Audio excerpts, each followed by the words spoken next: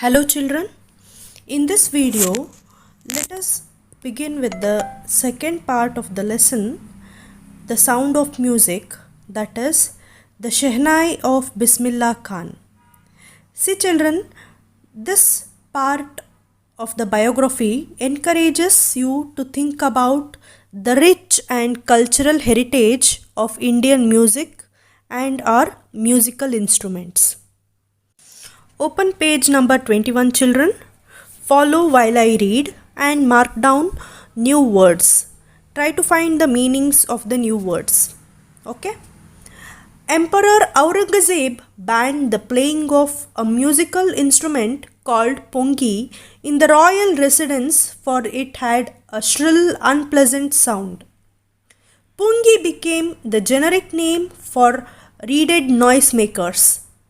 Few had thought that it would one day be revived.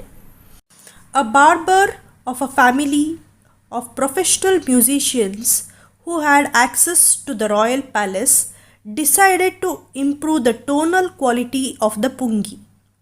He chose a pipe with a natural hollow stem that was longer and broader than the pungi and made 7 holes on the body of the pipe. When he played on it, closing and opening some of these holes, soft and melodious sounds were produced. He played the instrument before royalty and everyone was impressed. The instrument, so different from the pungi, had to be given a new name. As the story goes, since it was first played in the Shah's chambers and was played by a nai, that is barber, the instrument was named the Shehnai. The sound of the Shehnai began to be considered auspicious, and for this reason it is still played in temples and is an indispensable component of any North Indian wedding. In the past, the Shehnai was part of the Naubai or traditional ensemble of 9 instruments found at royal courts. Till recently, it was used only in temples and weddings. The credit for bringing this instrument onto the classical stage goes to Ustad Bismillah Khan. As a 5-year-old, Bismillah Khan played Gilli Danda near a pond in the ancient estate of Dumran in Bihar. He would regularly go to the nearby Bihari temple to sing the Bhojpuri Chaita, at the end of which he would earn a big laddu weighing 1.25 kg, a prize given by the local Maharaja. This happened 80 years ago, and the little boy has travelled far to earn the highest civilian award in India, the Bharat Ratna. Born on 21st March 1916, Bismillah belongs to a well-known family of musicians from Bihar.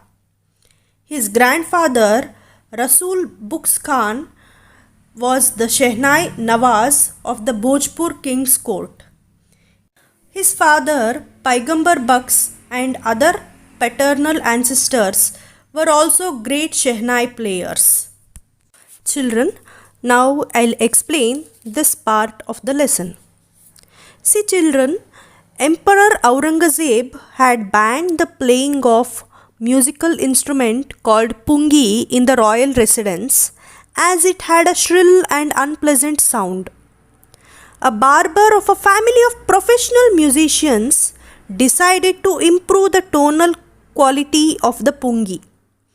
He played the improved instrument before royalty and everyone was impressed. The instrument had to be given a new name. As the story goes, since it was first played in the Shah's chambers and was played by a nai means barber, the instrument was named the Shehnai. Okay children?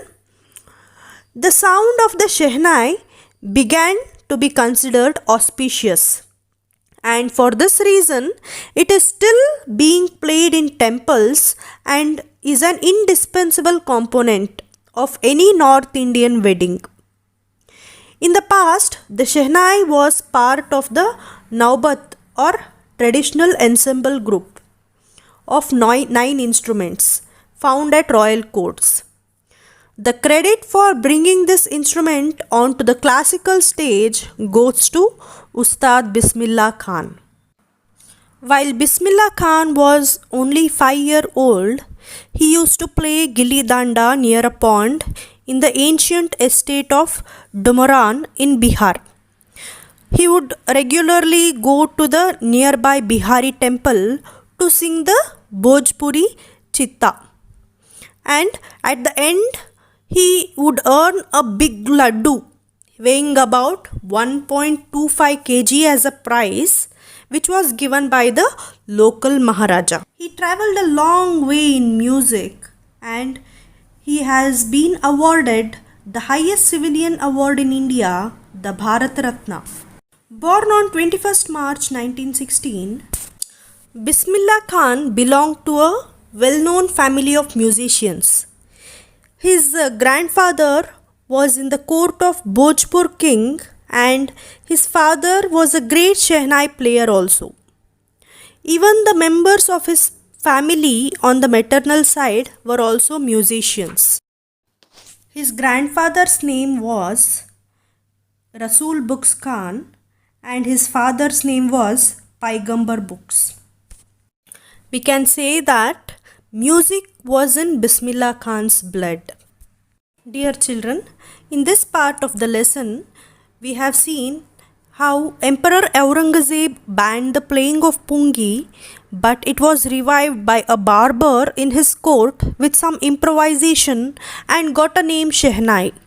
The sound of Shehnai was considered auspicious and it is a part of a North Indian wedding.